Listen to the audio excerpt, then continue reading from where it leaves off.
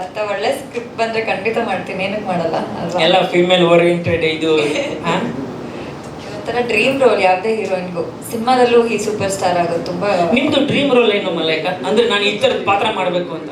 ನಾನು ನಿಜವಾಗ್ಲೂ dream roll ಏನಂದ್ರೆ ಮೊಗ್ಗಿನ ಮನಸ್ಸು ಬಂತಲ್ಲ, ಮೊಗ್ಗಿನ ಮನಸ್ಸು ತರ ಒಂದ್ ಕತೆ ಮಾಡ್ಬೇಕಂತ ತುಂಬಾ ಆಸೆ.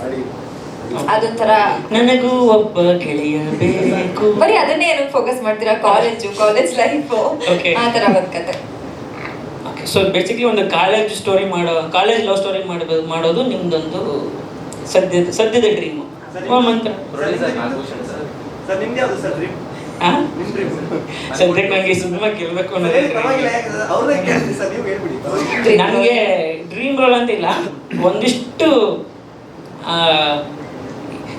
ನಾನು ಈ ಗೌರಿ ಗಣೇಶ ಸುಬ್ರಹ್ಮಣ್ಯ, ಯಾರಿಗೂ ಹೇಳ್ಬೇಡಿ, ಈ ಥರ ಸಿನಿಮಾಗಳಿದಾವಲ್ಲ, ಈಗ ಈ ರಾಮಶ್ಯಾಮಮ್ಮ, ಈ ಸಿನಿಮಾಗಳು ನನಗೆ ಭಾಳ ಇಷ್ಟ.